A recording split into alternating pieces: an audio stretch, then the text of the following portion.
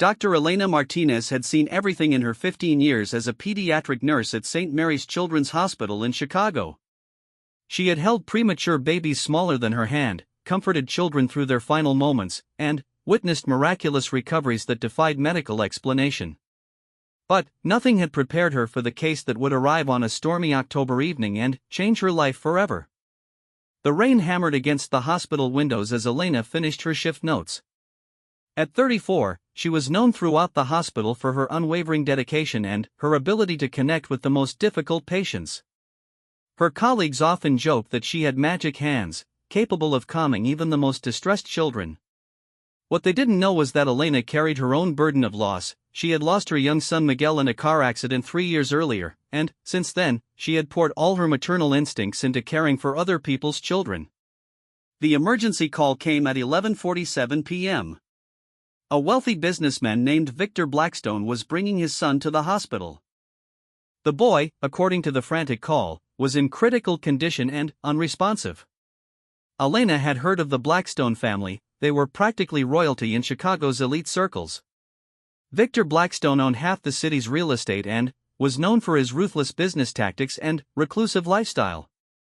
Rumors swirled about the family, with some saying they were involved in occult practices, others claiming they were part of an ancient European bloodline with dark secrets. When the black limousine pulled up to the emergency entrance, Elena was already waiting with the trauma team. The driver, a pale man with unusually sharp features, opened the door with trembling hands. Victor Blackstone emerged first, tall, imposing, with jet black hair and eyes that seemed to hold centuries of sorrow. He was impeccably dressed despite the late hour, but his usual composed demeanor was shattered by panic and desperation. In his arms, he carried a boy who appeared to be around 12 years old. The child was unconscious, his skin so pale it seemed almost translucent. Dark circles surrounded his closed eyes, and his breathing was so shallow it was barely detectable. What struck Elena most was how the boy's appearance seemed to shift between looking his age and appearing much older, as if some ancient weariness had settled into his young features. "Please," Victor's voice cracked as he spoke to Dr. Richardson, the head of pediatrics. "You have to save him. His name is Adrian. He's my only son, and he's dying." As they rushed Adrian into the examination room, Elena noticed several unusual things. The boy's body temperature was abnormally low, almost hypothermic, yet he showed no signs of exposure to cold. His pulse was extremely weak and irregular, unlike anything she had encountered. Most disturbing was his reaction to the bright hospital lights. Even unconscious, he seemed to recoil from them, his face twisting in apparent discomfort. Dr. Richardson began his examination while Elena prepared the necessary equipment. Blood tests, 4 lines, monitors, all the standard procedures for a critical pediatric case. But, as they worked, it became clear that this was anything but standard. The boy's blood work came back with results that made no medical sense. His hemoglobin levels were dangerously low, yet there were no signs of bleeding or typical anemia. His white blood cell count was through the roof, suggesting a massive infection, but he had no fever and no other symptoms of illness. "I've never seen anything like this," Dr. Richardson muttered, studying the lab results for the 3rd time. "It's as if his body is fighting something we can't identify." Victor Blackstone paced the hallway outside the examination room, his expensive shoes clicking against the linoleum floor. Elena approached him carefully. In her experience, parents in crisis needed someone to listen, someone to offer hope even in the darkest moments. "Mr. Blackstone," she said gently, "I know this is terrifying. Can you tell me what happened? When did Adrian first become ill?" Victor stopped pacing and looked at her with eyes that seemed to hold depths of pain she couldn't fathom. "You wouldn't believe me if I told you, Ms. Martinez. Elena Martinez. And, try me. I've seen things in this hospital that would surprise you." For a moment, Victor seemed to consider her words. Then, he sank into one of the uncomfortable plastic chairs that lined the hallway. "Adrian has been sick his entire life, but not in the way you might think. He suffers from a condition that runs in my family. A genetic disorder that affects how his body processes certain nutrients. He requires a very specific diet, and, lately, he's been rejecting it entirely. Elena sensed there was much more to the story, but she didn't push. Instead, she sat beside him. How long has he been unconscious? 3 days, Victor replied, his voice barely above a whisper. He just stopped eating, stopped drinking. He said he was tired of being what he is, tired of the hunger that never goes away. He's just a child, but he talks like someone who's lived for centuries. The comment sent a chill down Elena's spine, but she maintained her professional composure. Children often seem wise beyond their years, especially when they're dealing with chronic illness. Has Adrian seen specialists before? Victor let out a bitter laugh. Specialists? You could say that. My family has its own medical advisors. They've done everything they can, but Adrian is different from the rest of us. He's fighting his nature in a way that could kill him. Before Elena could ask what he meant by nature, Dr. Richardson emerged from the examination room, his face grim. Mr. Blackstone, I need to speak with you privately. Elena returned to check on Adrian while Victor spoke with the doctor. The boy lay motionless on the hospital bed, connected to various monitors that beeped and hummed in the quiet room. Despite his unconscious state, there was something about his presence that made Elena feel unsettled. It wasn't fear exactly, more like the sensation of standing near something ancient and powerful, something that didn't quite belong in the modern world. As she checked his foreline, Adrian's eyes suddenly opened. They were an unusual shade of green, almost luminescent in the dim room. For a moment, he stared at her with an intensity that seemed far too mature for his young face. You're not afraid, he said, his voice weak but clear. Elena smiled, the same warm smile she used with all her young patients. Should I be afraid? Most people are, once they know what I am. Adrian's eyes fluttered closed again, but he continued speaking. My father thinks I can be saved, but some things are beyond saving. Some hungers can't be satisfied with normal food. What kind of hunger are you talking about, Adrian? For a long moment, the boy was silent. When he opened his eyes again, there was something desperate in his gaze. The kind that makes you dream of things you've never done, remember places you've never been. The kind that makes you thirst for something that would horrify normal people. Elena felt her heart racing, but she kept her voice steady. Adrian, you're sick right now, and sometimes when we're very ill, our minds play tricks on us. You're going to get better. Am I? Adrian turned his head to look directly at her. Or am I going to become like my father, like all the others in my family who gave in to what we are? I've been fighting it my whole life, but I'm so tired, Ms. Martinez. So very tired. Before Elena could respond, Victor returned with Dr. Richardson. The doctor's expression was troubled as he approached Adrian's bedside.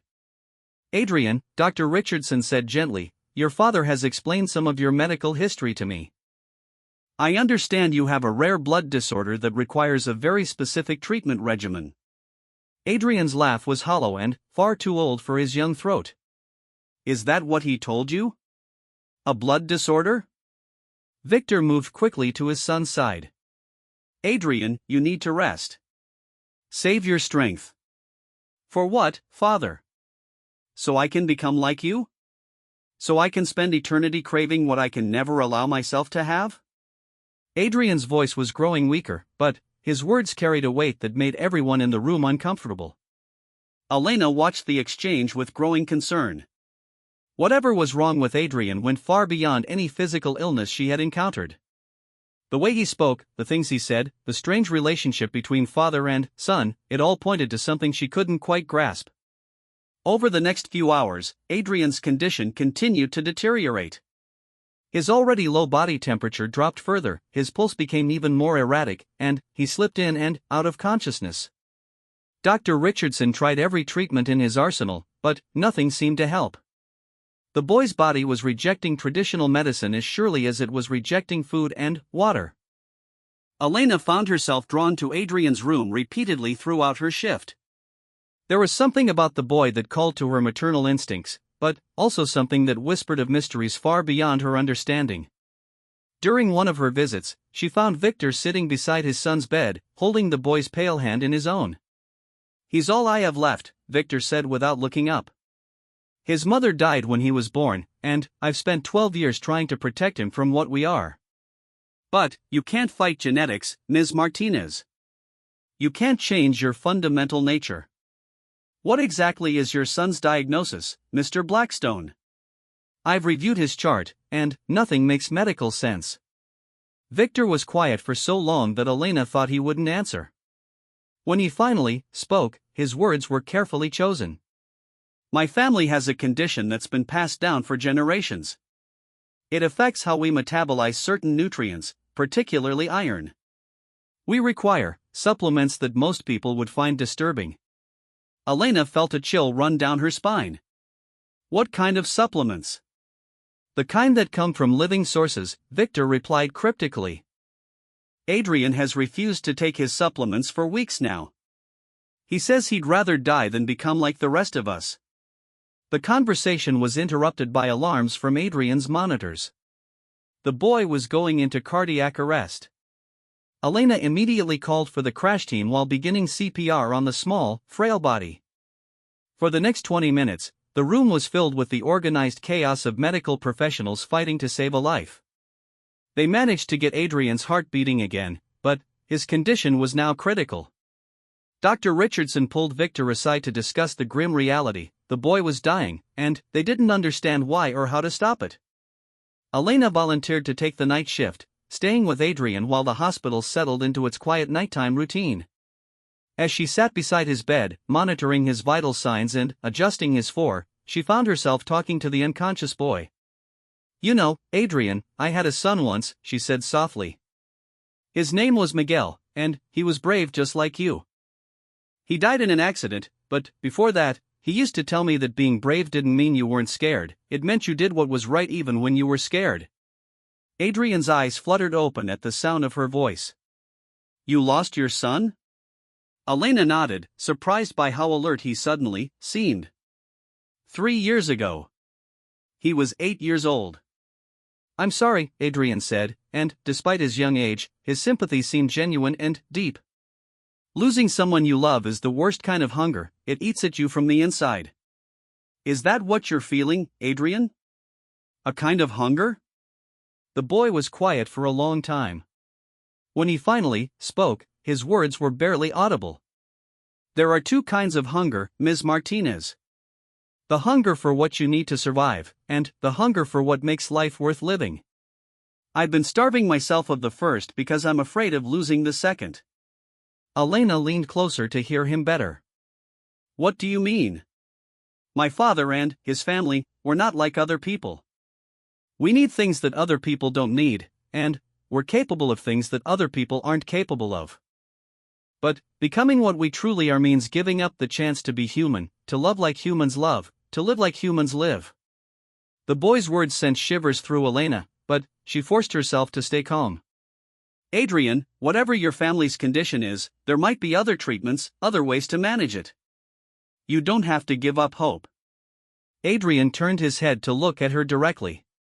In the dim light of the hospital room, his eyes seemed to glow with an inner light that was both beautiful and unsettling. You really aren't afraid, are you? Even though you can sense that something isn't right about me, about my father. Elena considered his question carefully. There was indeed something unusual about the Blackstone family, something that made her instincts whisper warnings. But, looking at the pale, suffering boy in the hospital bed, all she could see was a child in pain. I'm afraid you're going to die, she said honestly. But, I'm not afraid of you. You should be, Adrian whispered. Because if I get better, if I give in to what my father wants me to become, I won't be the same person. I'll be something else, something that feeds on others to survive. Before Elena could respond to this cryptic statement, Adrian's monitors began beeping frantically again. His blood pressure was dropping rapidly, and his breathing was becoming more labored. Elena immediately called for Dr. Richardson, but she could see in the boy's eyes that he was slipping away. As the medical team worked around Adrian's bed, Elena noticed Victor standing in the doorway.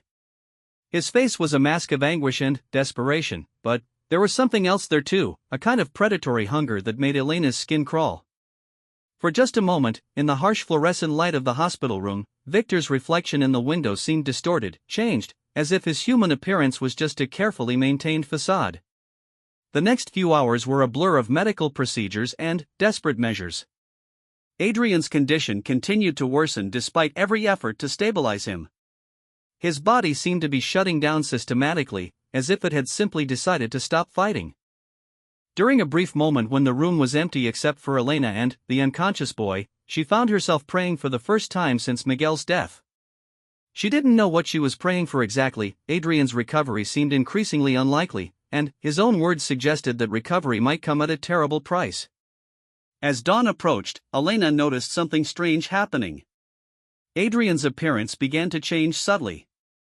His skin, already pale, became almost translucent.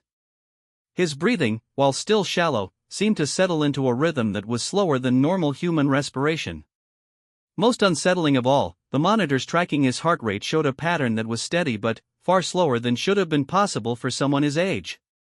When Dr. Richardson arrived for his morning rounds, he was baffled by Adrian's stabilized but still critical condition.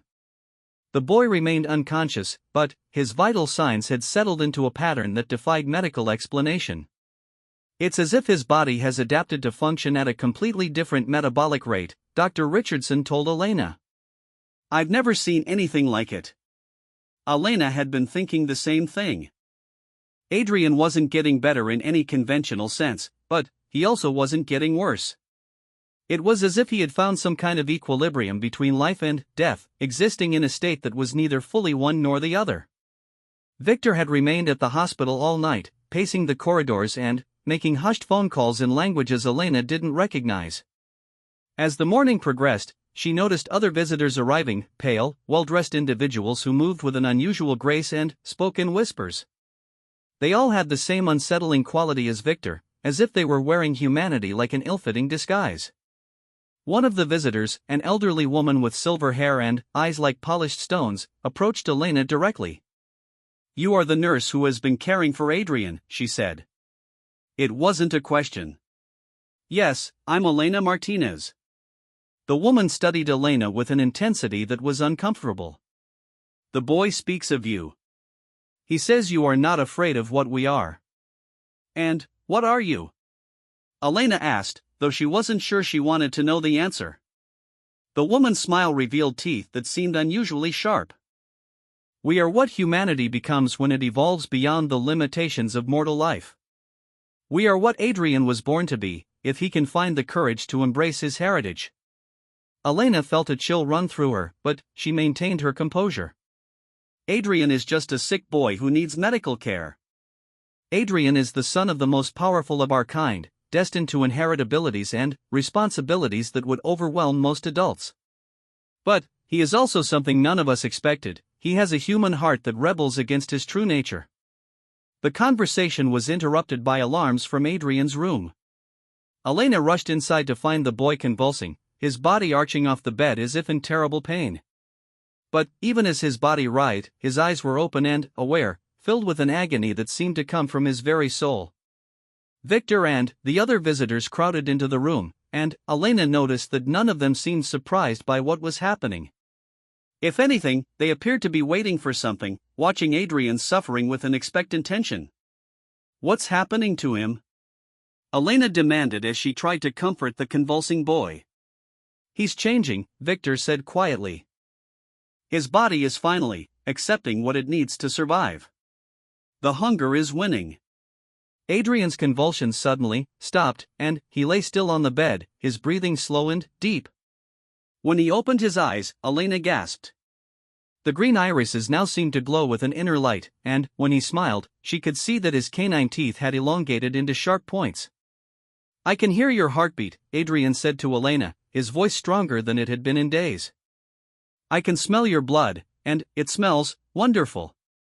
Elena took an involuntary step backward, but Adrian's next words stopped her.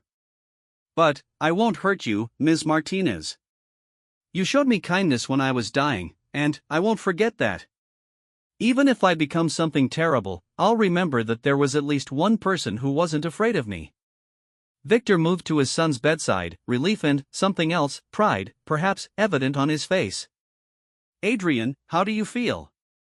The boy sat up slowly, movements more graceful than any 12-year-old should possess. I feel hungry, father. So very hungry. But also sad, because I know what I have to become now. The elderly woman stepped forward. You have to become what you were always meant to be, child. You are the heir to a legacy that spans centuries. You will be stronger, faster, and more powerful than any human. Adrian looked at Elena, and she saw tears in his glowing eyes. But I won't be human anymore, will I?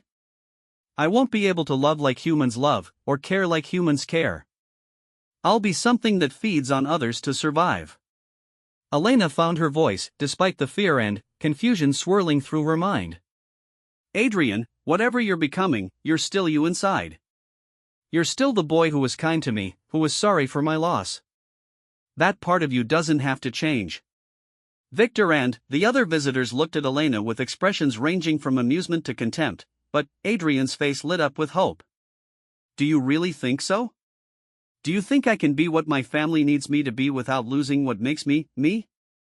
Before Elena could answer, Dr. Richardson burst into the room with security guards. I'm sorry, but visiting hours are over, and this patient needs rest. Everyone except immediate family needs to leave. The elderly woman smiled at Dr. Richardson, and Elena watched in horror as the doctor's eyes became glassy and unfocused. You will forget what you have seen here, the woman said in a voice that seemed to resonate with unnatural power. The boy is recovering from a rare blood disorder. His improvement is remarkable but medically explainable. Dr. Richardson nodded slowly, his expression blank. Yes, of course. Remarkable recovery from a rare blood disorder. Elena realized that she was witnessing something impossible, something that challenged everything she thought she knew about the world.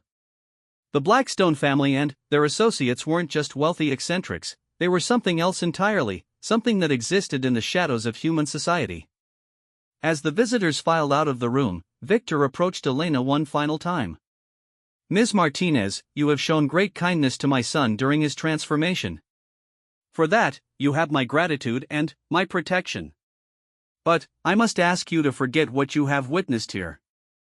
Elena looked into Victor's eyes and felt a strange pulling sensation, as if something was trying to burrow into her mind and rearrange her memories. She fought against it, clinging to the truth of what she had experienced. I can't forget, she said with effort. And I won't let you make me forget. Victor looked surprised, then impressed. Remarkable. You have unusual strength of will, Ms. Martinez. That explains why Adrian is so drawn to you.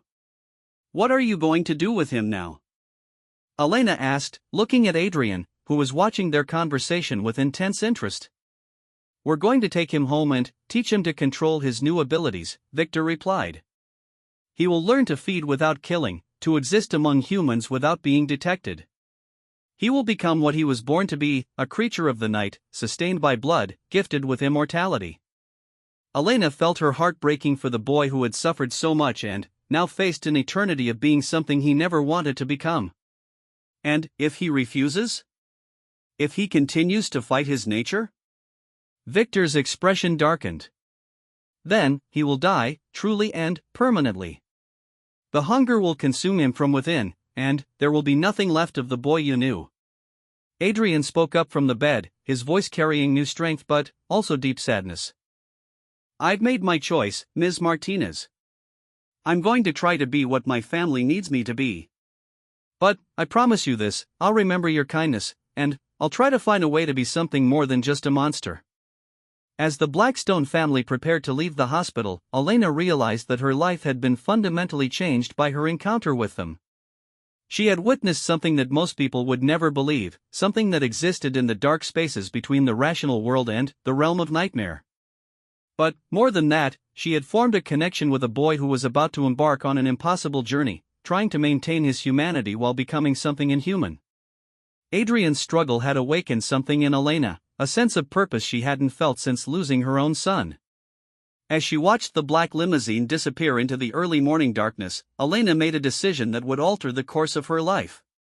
She wasn't going to forget Adrian Blackstone, and she wasn't going to give up on him. Somehow, someway, she was going to find a way to help him navigate the impossible path he now faced. The poor nurse had no idea that her defiance of the odds was just beginning, or that her determination to save Adrian would lead her into a world of ancient secrets, deadly politics, and supernatural dangers that would test every limit of her courage and compassion. What Elena also didn't know was that her refusal to have her memory altered had marked her as something special in the eyes of Victor's kind, a human with unusual mental strength and an inexplicable immunity to their powers of persuasion. This would make her both a valuable ally and a dangerous threat in the complex world she was about to enter. As Adrian was helped into the limousine, he looked back at the hospital one final time. Through the window, he could see Elena watching from his former room.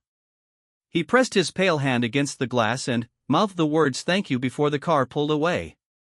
Elena stood at the window long after the limousine had disappeared, knowing that this was not the end of her story with Adrian Blackstone, but rather the beginning of something far more complicated and dangerous than she could imagine. The Vampire King's son had been beyond saving in the traditional sense, but, perhaps, with the help of a nurse who refused to give up, he could find a different kind of salvation. 3 months had passed since Adrian Blackstone left St. Mary's Hospital, and Elena Martinez found herself unable to return to her normal routine. The memory of the pale boy with the glowing green eyes haunted her dreams, and questions about his fate consumed her waking hours. She had tried to research the Blackstone family, but most of what she found were carefully crafted public relations materials about Victor's business empire. The darker truths she had witnessed remained hidden behind a wall of wealth and influence. Elena's colleagues at the hospital had no memory of Adrian's case. When she tried to discuss it with Dr. Richardson, he looked at her with genuine confusion and insisted that no such patient had ever been admitted to their ward. The official records showed no trace of Adrian Blackstone's stay, as if he had never existed at all. This systematic erasure of evidence only strengthened Elena's resolve to uncover the truth.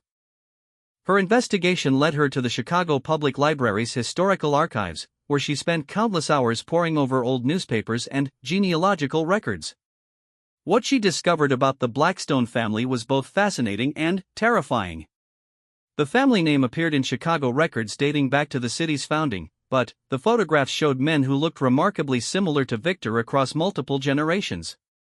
Either the Blackstone men had unusually strong family resemblances, or something far more unusual was happening. The breakthrough came when Elena found a newspaper article from 1924 about a mysterious illness that had struck several children in Chicago's wealthy North Shore suburbs. The symptoms described in the article were identical to what she had observed in Adrian: extreme pallor, hypothermia, and a rejection of normal food. The attending physician in 1924 was quoted as saying the children seemed to be fighting their very nature and that traditional medicine was powerless to help them. More disturbing was the follow-up article published 3 months later, which reported that all the affected children had either died or disappeared entirely. The families involved had refused to speak to reporters, and the investigation had been quietly closed due to lack of evidence. Elena was beginning to understand that Adrian's case was not unique. Whatever condition affected the Blackstone family had been repeating itself for generations, and she was possibly the first medical professional to witness it firsthand and retain her memories of the experience. Her research was interrupted by an unexpected visitor. Elena was leaving the library late one evening when she noticed a young woman following her. The woman was perhaps 18 or 19 years old, with the same pale complexion and unusual grace that characterized the Blackstone family members she had met. When Elena stopped walking, the woman approached her directly. "Ms. Martinez," the young woman said, "my name is Sophia Blackstone. I'm Adrian's cousin, and I need your help." Elena's heart raced as she recognized the family resemblance. "How did you find me?" "We've been watching you since you left the hospital that night," Sophia replied matter-of-factly. "Uncle Victor was impressed by your resistance to our mental influence, and the family council has been debating what to do about you." "Family council?" Sophia glanced around the empty parking lot before continuing. "The Blackstone family is much larger than what you saw at the hospital. We are part of a community that has existed in Chicago for over 2 centuries, and we have our own laws, our own government. Uncle Victor leads one of the most powerful factions, but he is not the only authority." Elena felt a chill run down her spine. What kind of community? The kind that your science books would say cannot exist, Sophia replied with a slight smile that revealed slightly pointed canine teeth. We are what humans call vampires, though that word carries many misconceptions. We prefer to think of ourselves as an evolved subspecies of humanity. Despite everything she had witnessed, hearing it stated so plainly still shocked Elena. And Adrian is. Adrian is our prince, Sophia said, her expression becoming serious. He is the son of our king, and his acceptance or rejection of his nature will determine the future of our entire community. That is why I need your help.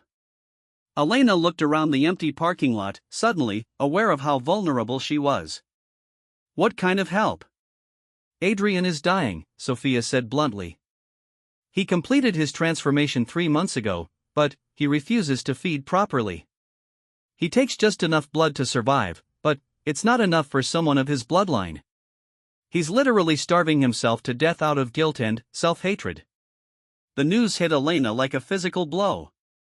I want to see him. Sophia shook her head. Uncle Victor has forbidden any contact between Adrian and humans. He believes that Adrian's attachment to humanity is what's preventing him from fully embracing his nature. But, you disagree? I think Adrian's humanity might be the key to his survival, Sophia replied. And I think you might be the only person who can help him find a balance between what he is and what he wants to be. Elena made a decision that she knew would change her life irrevocably. What do you need me to do? Sophia's eyes lit up with hope. Come with me. There's a place where Adrian goes when the hunger becomes too much for him to bear. If you're willing to risk it, I can take you there tonight. An hour later, Elena found herself following Sophia through the abandoned tunnels beneath Chicago's downtown district. The tunnels were part of an extensive underground system that had been built during the early 1900s and later abandoned as the city expanded upward instead of downward. Sophia moved through the darkness with confidence, her enhanced vision allowing her to navigate easily while Elena relied on a flashlight. How long have you known about your condition? Elena asked as they walked. I was born this way, Sophia replied. Second-generation vampires don't have to go through the transformation that Adrian did. We're born with enhanced abilities but also with better control over our hunger. Adrian is different because his mother was human. That makes him more powerful but also more unstable. They emerged into a large chamber that had once been part of Chicago's underground pedestrian network. The space had been converted into a makeshift living area, with blankets, books, and other personal items scattered around. In the center of the space, sitting cross-legged on the floor, was Adrian. Elena's breath caught in her throat. The boy had grown in the 3 months since she'd last seen him, but the change was more than just physical. He carried himself with a fluid grace that was unmistakably supernatural, and his green eyes now glowed with a constant inner light. But, despite his enhanced presence, he looked fragile, almost transparent, as if he was slowly fading away. Adrian, Elena called softly. The boy's head snapped up, and his face transformed with joy and surprise. Ms. Martinez? How did you? Sophia, what have you done? Sophia stepped forward. He's dying, Elena. Look at him, really look at him. Elena approached Adrian carefully, her nurse's training kicking in automatically. Even in the dim underground chamber, she could see that the boy was severely malnourished. His skin was pale to the point of translucency, and dark circles surrounded his glowing eyes. When she knelt beside him, she could hear his breathing, shallow and labored, like someone fighting to stay conscious. Adrian, when did you last eat? Elena asked gently. The boy laughed bitterly. Eat? You mean when did I last feed on human blood like the monster I've become? 3 days ago. A homeless man who was already dying. I took just enough to keep myself from collapsing entirely. Elena felt her heart breaking for him. Adrian, you're not a monster. You're a boy who's been put in an impossible situation. Am I? Adrian's voice was filled with anguish. I can hear your heartbeat right now, Ms. Martinez. I can smell your blood, and part of me wants to tear your throat open and drink until there's nothing left. How is that not monstrous? Because you don't act on those impulses, Elena replied firmly.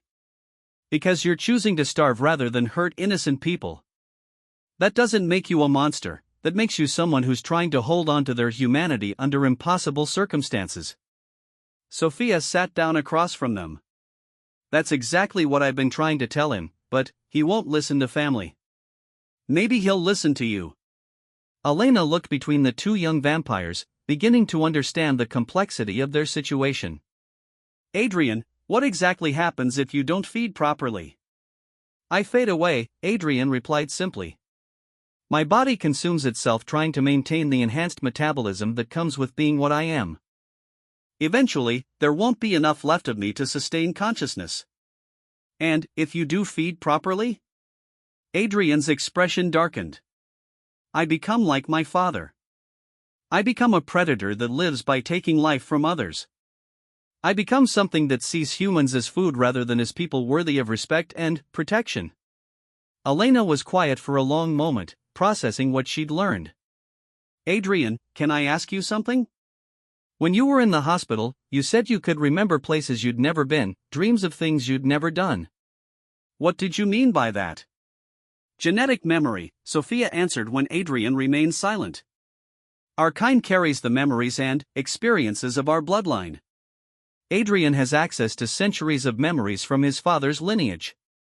He can remember being present at historical events, remember the faces of people his ancestors fed upon. Adrian nodded miserably. I remember the taste of blood from victims who died centuries before I was born. I remember the satisfaction of the hunt, the thrill of the kill.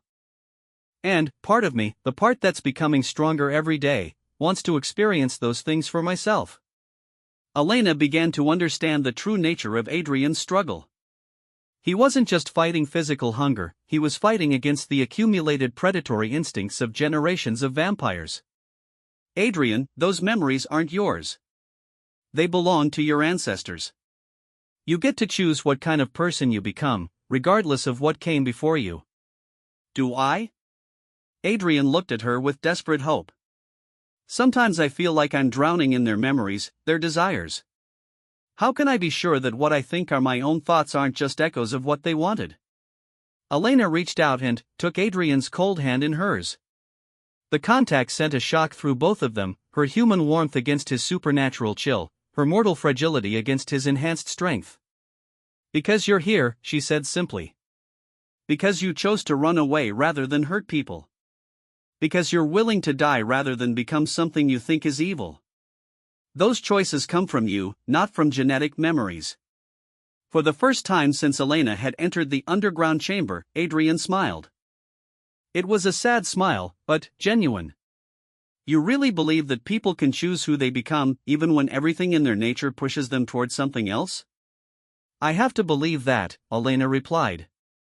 Because if I don't, then, there's no hope for any of us to be better than our worst impulses. Sophia had been watching the interaction with intense interest. Elena, can I ask you something? Why are you doing this? Why are you risking your safety to help someone like Adrian? Elena considered the question carefully. Because I lost my own son, and I couldn't save him. But maybe I can save Adrian, not from what he is, but from giving up on who he could become. Adrian's eyes filled with tears, an oddly human response from someone who was no longer entirely human. You lost your son, and yet you're trying to save someone else's child.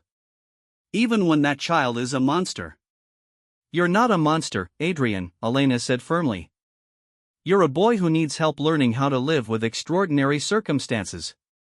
And maybe there's a way for you to do that without losing your soul. What do you mean? Sophia leaned forward, clearly intrigued. Elena had been thinking about this ever since Sophia had first approached her. What if Adrian doesn't have to choose between being what his nature demands and being what his conscience allows? What if there's a third option? I don't understand, Adrian said. You said you've been feeding on people who are already dying, Elena explained. What if that became your permanent solution? What if you could find a way to sustain yourself while also helping people instead of hurting them? Sophia looked skeptical. There aren't enough dying people in Chicago to sustain someone of Adrian's bloodline indefinitely. Maybe not, Elena acknowledged. But there might be other options. What about blood banks? What about people who are willing to donate small amounts regularly? What about finding a way to meet your physical needs without compromising your moral principles? Adrian stared at her in amazement. You think there might be a way for me to survive without becoming a killer? I think there might be a way for you to survive while becoming something entirely new, Elena replied. Maybe you don't have to be like your father or like your ancestors. Maybe you can be the first of your kind to find a different path. The conversation was interrupted by the sound of footsteps echoing through the tunnels. Sophia immediately tensed, her enhanced hearing detecting the approaching presence long before Elena's human senses could pick up anything. We have to go, Sophia whispered urgently. Uncle Victor's people have found us. Adrian struggled to his feet, his weakened condition making the movement difficult. Ms. Martinez, you need to leave. Now. If my father finds you here. I'm not leaving you, Elena said firmly. We're going to figure this out together. Before anyone could respond, Victor Blackstone emerged into the chamber, followed by two other vampire family members Elena recognized from the hospital. Victor's face was a mask of cold fury as he took in the scene. Adrian, Victor's voice carried the weight of absolute authority. You will return home immediately. This foolishness has gone on long enough. I won't, Adrian replied, though his voice shook with the effort of defying his father. I won't become the kind of monster you want me to be. Victor's eyes blazed with anger. You are not becoming a monster, you are becoming what you were born to be. And, Ms. Martinez, he turned his attention to Elena, you have interfered with family business for the last time. Elena felt the familiar pulling sensation as Victor attempted to alter her memories, but, once again, she resisted his mental influence. I won't forget, and I won't abandon Adrian. Victor's expression shifted from anger to something approaching respect. Your resistance is remarkable, but it will not save you. You have seen too much, learned too much. The safety of our entire community is at stake. The safety of your community is not threatened by one human who wants to help, Elena replied. I'm not going to expose your secrets or cause problems for your people. I just want to help Adrian find a way to survive without losing his humanity. One of Victor's companions, a woman with silver hair whom Elena recognized from the hospital, stepped forward. Victor, perhaps we should consider what the human is proposing. Adrian's bloodline is too valuable to lose, and traditional methods of forcing compliance have clearly failed. Victor looked between Elena, Adrian, and Sophia, clearly weighing his options. What exactly are you proposing, Ms. Martinez? Elena took a deep breath, knowing that her next words could determine the fate of everyone in the chamber. Give me time to work with Adrian. Let me help him find alternatives to traditional feeding that might sustain him without compromising his moral principles. If we can't find a solution within 6 months, then, you can handle the situation however you think is best. And, if you succeed? Victor asked. Then, Adrian lives, your bloodline continues, and maybe you discover that there are ways for your kind to coexist with humanity that don't require predation. Victor was quiet for a long moment, his ancient eyes studying Elena with calculating intensity. You would risk your life on the possibility that my son can overcome generations of genetic programming? I would risk my life on the possibility that love and determination can overcome any obstacle, Elena replied without hesitation. Adrian looked at Elena with wonder and gratitude. You would do that for me? Even knowing what I am, what I might become. Especially knowing what you are and what you might become, Elena said. Because I believe you can become something extraordinary, not in spite of your nature, but because of how you choose to express it.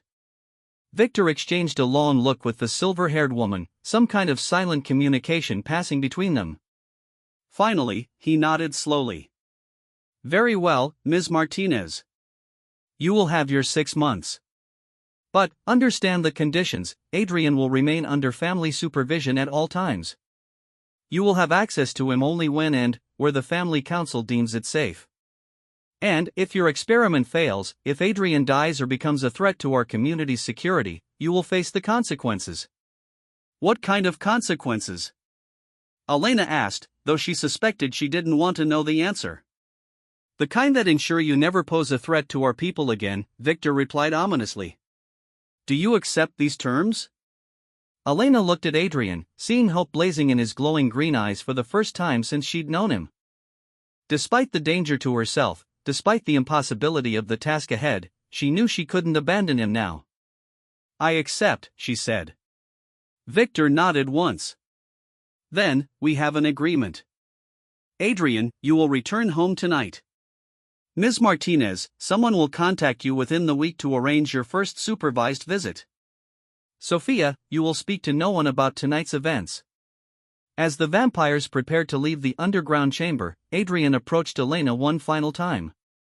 Thank you, he whispered. I know the odds are against us, but, for the first time in months, I feel like there might be hope. There's always hope, Elena replied. We just have to be brave enough to fight for it. As Elena made her way back through the dark tunnels alone, she reflected on the commitment she had just made. She had 6 months to achieve something that had never been done before, finding a way for a vampire to survive and thrive without becoming a predator. The challenges were enormous, the risks were potentially fatal, and the chances of success were minimal. But, as she emerged from the underground into the cool Chicago night, Elena felt more alive and purposeful than she had since losing Miguel.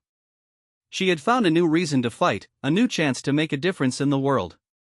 The Vampire King's son might have been beyond saving in any conventional sense, but Elena Martinez was about to prove that conventional wisdom had its limitations. Her real work was just beginning, and she had no idea that her efforts would not only transform Adrian's life but would ultimately challenge the very foundations of vampire society itself. The poor nurse's defiance of the odds was about to reshape the relationship between two species that had coexisted in secrecy for centuries. The Blackstone mansion sat on 20 acres of pristine lakefront property in Chicago's most exclusive suburb, hidden behind walls that were both elegant and forbidding.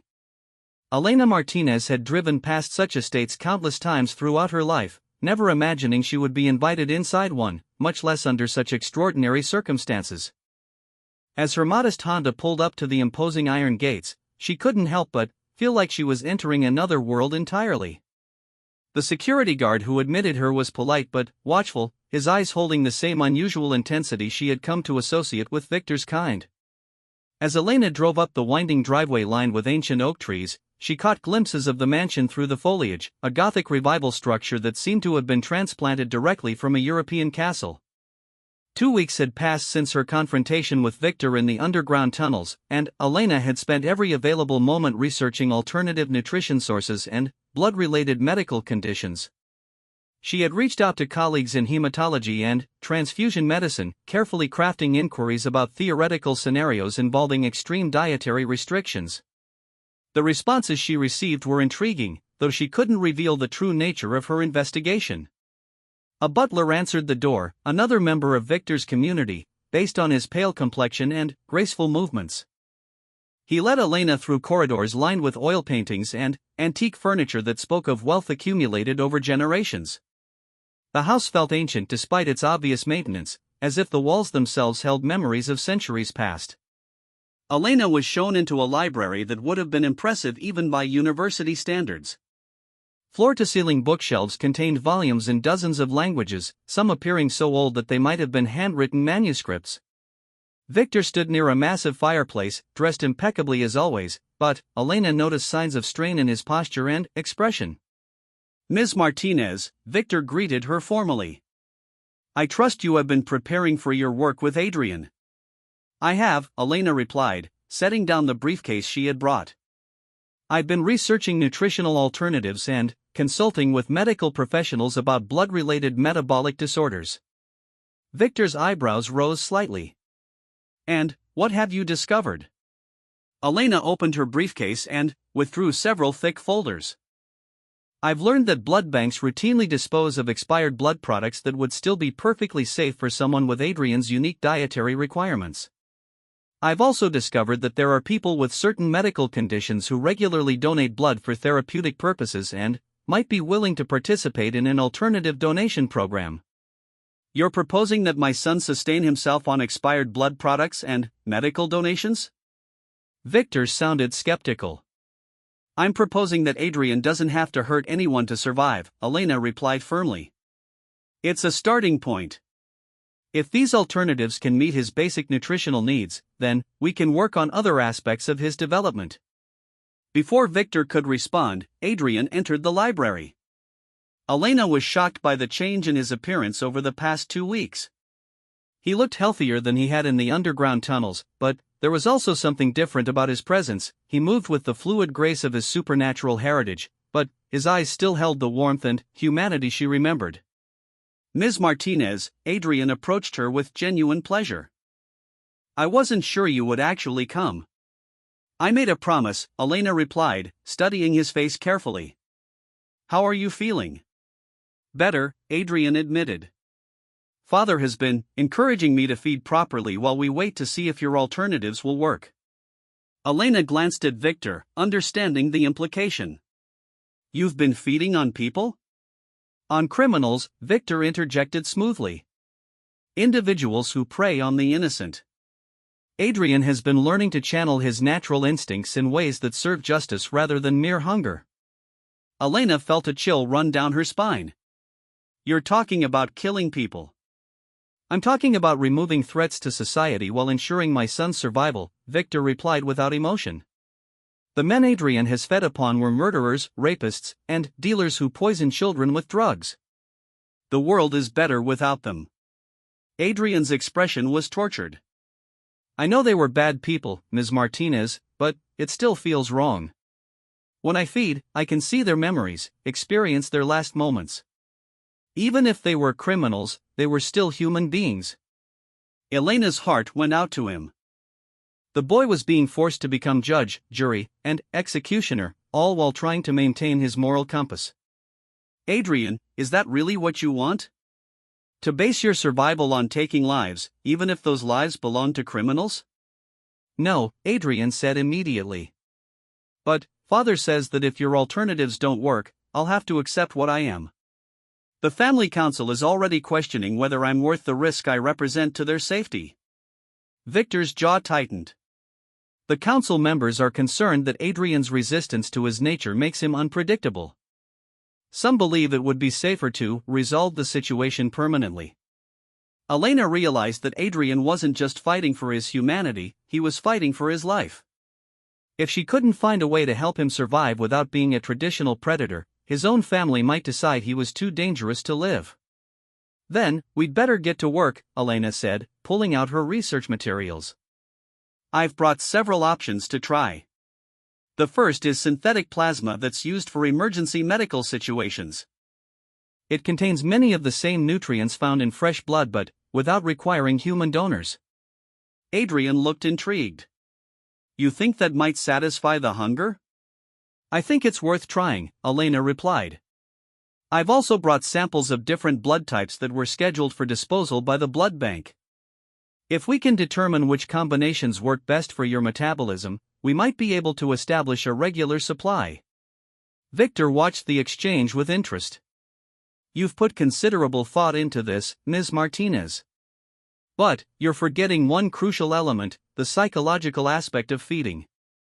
For our kind, the act of feeding is not merely nutritional. It involves the transfer of life force, the connection between predator and prey. Can your synthetic alternatives replicate that experience? Elena had been hoping to avoid this particular complication, but she knew Victor was right. Adrian, when you feed from criminals, what exactly do you experience beyond just the physical nourishment? Adrian looked uncomfortable discussing the topic, but he answered honestly. It's difficult to describe. There's the physical sensation of drinking blood, which satisfies the hunger. But there's also something else. I can see their memories, feel their emotions, experience fragments of their lives. It's overwhelming and terrible, but also somehow completing. The memories you absorb become part of your genetic inheritance, Victor explained. Each feeding adds to our accumulated knowledge and experience. It's part of what makes our kind superior to ordinary humans. Elena processed this information carefully. So feeding isn't just about nutrition, it's about absorbing experiences and memories from your victims? Precisely, Victor confirmed. Which is why synthetic alternatives are unlikely to satisfy Adrian's deeper needs, no matter how nutritionally complete they might be. Elena felt her carefully constructed plans beginning to crumble, but she refused to give up. What if we could find a way to replicate that experience without causing harm? What if we could create a feeding process that satisfied both the physical and psychological needs without requiring victims? How? Adrian asked, hope creeping into his voice. Elena had been considering this possibility during her research, though she knew it was highly experimental and potentially dangerous. What if we could work with willing participants? People who understood what they were agreeing to and consented to share their memories and life force in controlled amounts? Victor laughed harshly. You're proposing that humans volunteer to be fed upon by vampires? Ms. Martinez, surely you understand how impossible that sounds. Is it? Elena challenged. People volunteer for medical experiments, donate organs, participate in dangerous research that could benefit humanity. If we could demonstrate that the process was safe and that participants would be compensated fairly, there might be people willing to help. Adrian stared at her in amazement. You think there are people who would willingly let me feed from them? I think there are people who would be willing to help save your life if they understood what was at stake, Elena replied. But we'd need to prove that the process could be done safely first. Victor shook his head. Even if such people existed, the risk of exposure would be enormous. Our survival depends on secrecy. Involving willing human participants would compromise that secrecy. Not necessarily, Elena argued. Medical confidentiality laws are very strict. If we structured it properly, as a medical treatment program for a rare genetic condition, we could maintain privacy while providing Adrian with what he needs. The conversation was interrupted by the arrival of Sophia, who entered the library with obvious urgency. Uncle Victor, the council is here. They want to speak with you about Adrian's progress. Victor's expression darkened. Now. They weren't supposed to arrive until this evening. Grandmother Helena insisted, Sophia replied, glancing nervously at Elena. She says they've waited long enough to see results from the human's intervention. Elena felt her stomach drop. She had hoped to have more time to develop and test alternatives before facing the family council's judgment. How many of them are there? 7, Victor replied grimly. The 7 most powerful vampire families in the Chicago region. They have the authority to make final decisions about threats to our community's safety. Adrian moved closer to Elena, fear evident in his glowing green eyes. What happens if they decide your approach isn't working? Victor's silence was more terrifying than any words could have been. Then, we make sure they see that it is working, Elena said with more confidence than she felt. Adrian, are you willing to try the synthetic plasma now? We need to demonstrate that alternative feeding methods are viable. Adrian nodded without hesitation. Elena opened one of the medical coolers she had brought and withdrew a bag of synthetic plasma along with sterile tubing and needles. As a nurse, she was experienced with 4 procedures, but she had never attempted anything quite like this. This might not work the first time, Elena warned as she prepared the 4-line. We might need to adjust the mixture or try different combinations. Adrian rolled up his sleeve, revealing arms that were pale but surprisingly muscular for someone his age. As Elena inserted the needle and began the infusion, she watched his face carefully for any signs of reaction. At first, nothing seemed to happen. Adrian sat quietly, the synthetic plasma flowing into his bloodstream at a controlled rate. Then, suddenly, his eyes widened and he gasped. It's working, he said with wonder. Not the same as the other kind of feeding, but I can feel it helping. The hunger is getting quieter. Elena felt a surge of triumph, but Victor looked skeptical. The physical hunger may be temporarily satisfied, but what about the psychological aspects? Do you feel more complete, more stable? Adrian considered the question carefully. No, he admitted. It's like eating bread when you're craving a full meal. It helps, but it doesn't satisfy everything. Before Elena could respond, the library doors opened and 7 figures entered the room. Elena's breath caught in her throat as she took in the assembled vampire council. Each member radiated an aura of age and power that made Victor seem young by comparison. Their eyes held the weight of centuries, and their presence filled the room with an almost tangible sense of authority.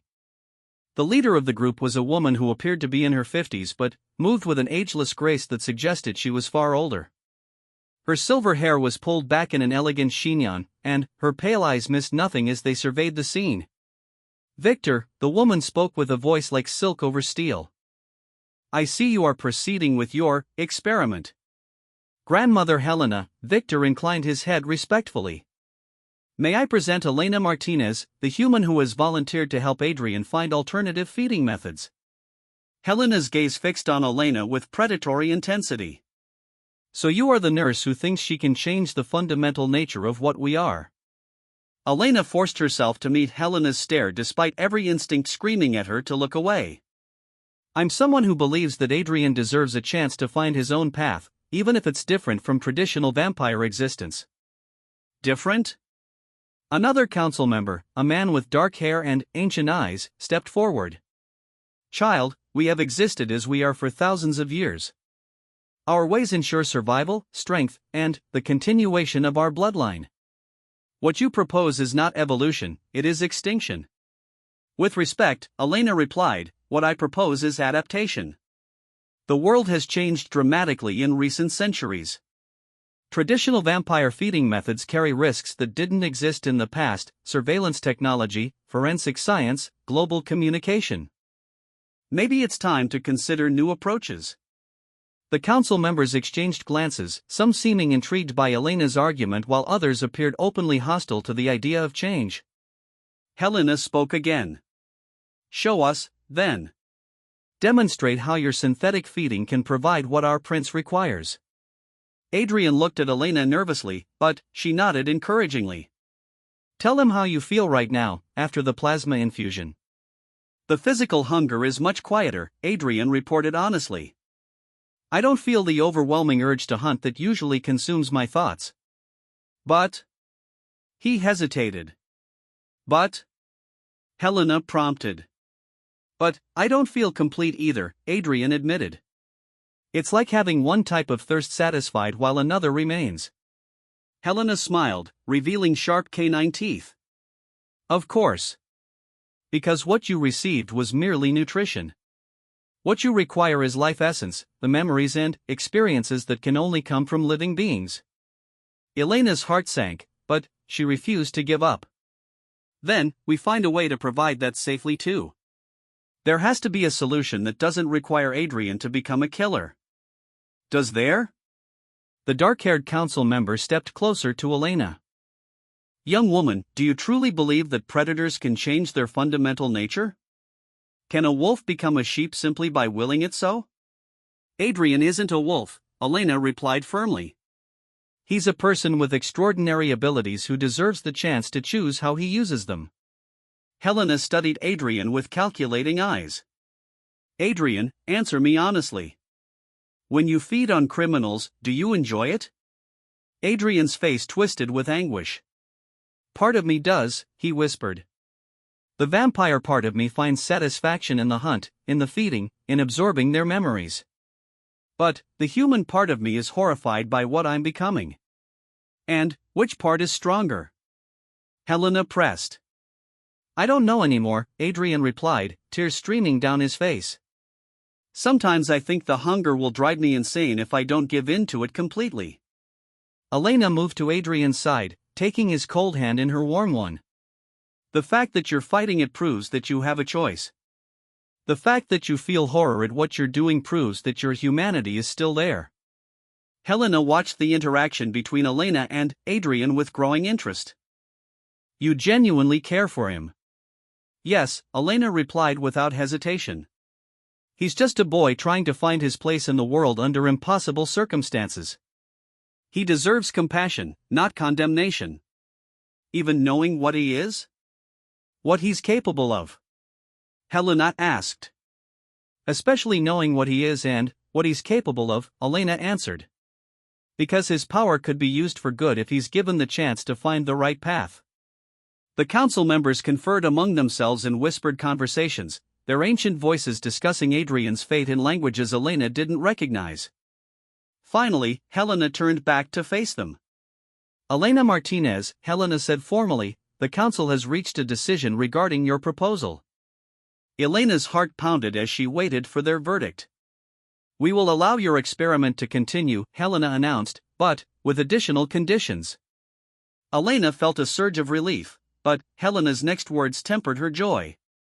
"You will have 3 months, not 6, to demonstrate that your alternatives can fully satisfy Adrian's needs, both physical and psychological. During this time, Adrian will be monitored constantly by council representatives. If at any point he becomes unstable or poses a threat to our community's security, the experiment will end immediately." "And if I succeed?" Elena asked. Helena's smile was neither warm nor reassuring. "Then, you will have accomplished something that has never been done in our species' history, and Adrian will be free to choose his own path." "But, if you fail?" "If we fail?" Elena prompted when Helena didn't continue. "Then, Adrian will either embrace his true nature as a traditional vampire, or he will be put out of his misery to prevent him from becoming a threat to us all." Elena felt the blood drain from her face. "You would kill him?" "We would end his suffering," Helena corrected. "A vampire who cannot accept what he is becomes mad, unstable, dangerous to everyone around him. It is a mercy to end such existence before it becomes a tragedy." Adrian squeezed Elena's hand. "I understand the terms," he said quietly. "And I'm willing to risk it if Ms. Martinez is." Elena looked into Adrian's glowing green eyes and saw hope, fear, and desperate determination. She thought of her own son Miguel, of the chances he never got to have, and she made her decision.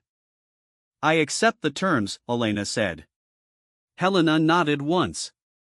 "Then, let us see if a poor nurse can indeed defy all odds and save the vampire king's son from himself." As the council members filed out of the library, Elena realized that she had just committed herself to the most challenging and dangerous task of her life. She had 3 months to find a way to satisfy both the physical and psychological needs of a vampire without requiring him to harm others. The odds were stacked against her, the consequences of failure were terrifying, and she was operating in a world she barely understood. But, as she looked at Adrian's hopeful face, Elena felt a familiar surge of determination. She had spent 3 years mourning the son she couldn't save. Now she had a chance to save someone else's child, to prove that love and determination really could overcome impossible odds.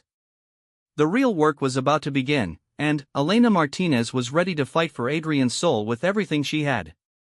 The Vampire King's son had been beyond saving according to everyone who knew their kind, but Elena was about to discover that sometimes the most impossible cases were the ones most worth fighting for. Over the following weeks, Elena threw herself into her work with Adrian with single-minded determination. She established a routine of daily visits to the Blackstone mansion, each session focused on testing different feeding alternatives and monitoring Adrian's response to them. The synthetic plasma continued to help with the physical hunger, but Elena quickly realized that Helena had been right about the psychological aspects of feeding.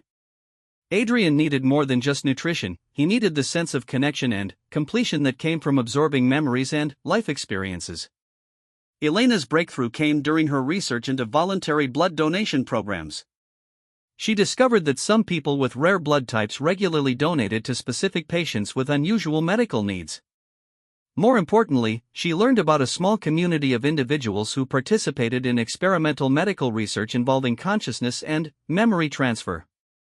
Working with these research contacts, Elena began developing a protocol for voluntary feeding sessions. The participants would be fully informed about the risks, medically monitored throughout the process, and compensated for their contribution.